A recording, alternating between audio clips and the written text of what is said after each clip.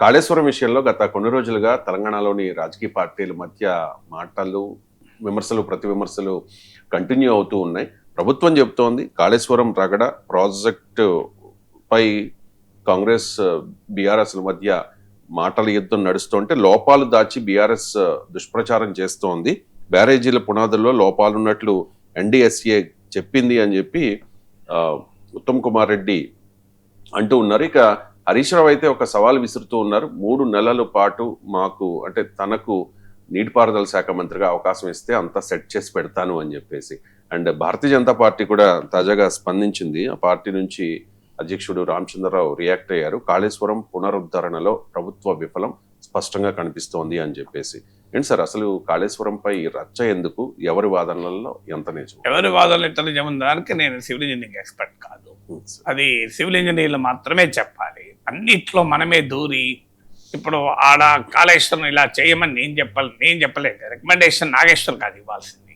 అంటే ఇప్పుడు ఏంటి, గేట్లు మూసేసి వాటర్ స్టోర్ చేసి పంపు చేయడము మా పరిష్కారం అని ఒక వాదన.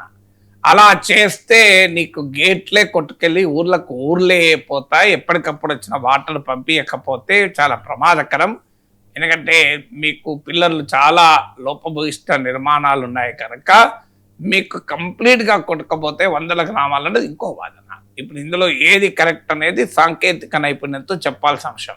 చాలామంది మీరు ఎందుకు మాట్లాడతలేరు అని నన్ను అడుగుతున్నారు కూడా. నా పాయింట్ ఇదే. మనము ఒక పాత్రికేయుడిగా, ఒక విశ్లేషకుడిగా సబ్జెక్టును ఎవరన్నా ఎక్స్పర్ట్స్ విశ్లేషిస్తే దాని ఆధారంగా మాట్లాడతాం. స్టేట్ ఆఫ్ హార్మోన్స్ గురించి కూడా మాట్లాడతాం.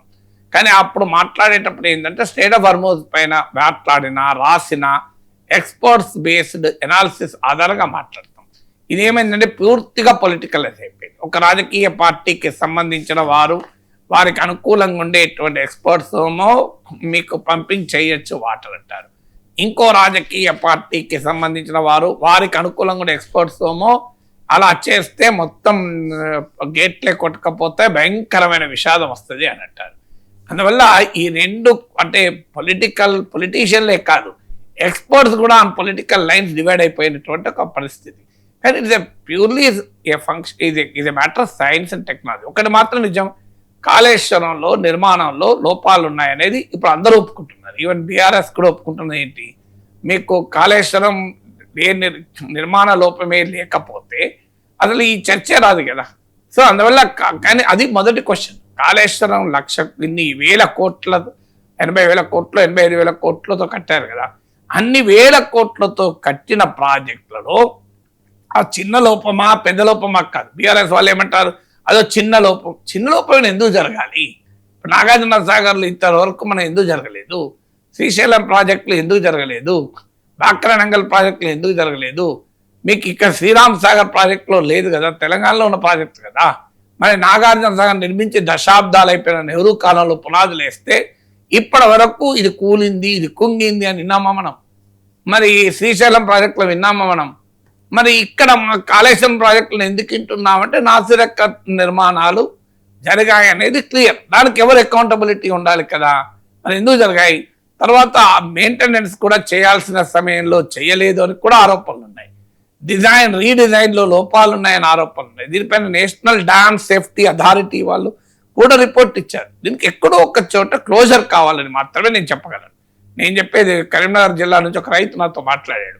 ఆయన మాట చెప్పాడు, సార్ ఈ కాళేశ్వరంలో అవినీతి జరిగిందా లేదా, కట్టడం సరి కట్టినరా లేదా మాకు తెలియదు సార్, కానీ మాకు మాత్రం నీళ్లు రావాలి సార్ అన్నాడు. అని ఒక ఉదాహరణ చెప్పాడు. ఒక నాగలి పట్టుకొని మేము రైతు దున్నుతూ ఉంటాడు, తాడు తెగుతుంది.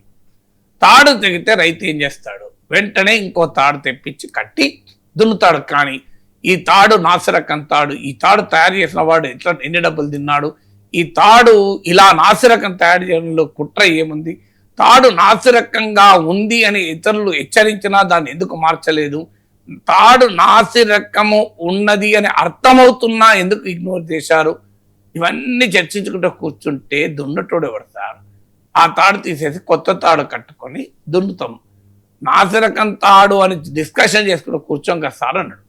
అంటే ఏంటి, ప్రాజెక్టులో నాణ్యతతో కట్టారా, లోపభూయిష్టంగా ఉందా, వేల కోట్ల అవినీతి జరిగిందా, ఇవన్నీ ఒక ఎత్తు అయితే కాళేశ్వరంలో నీళ్లు ఉపయోగపడాలన్నది ఇంకో ఎత్తు.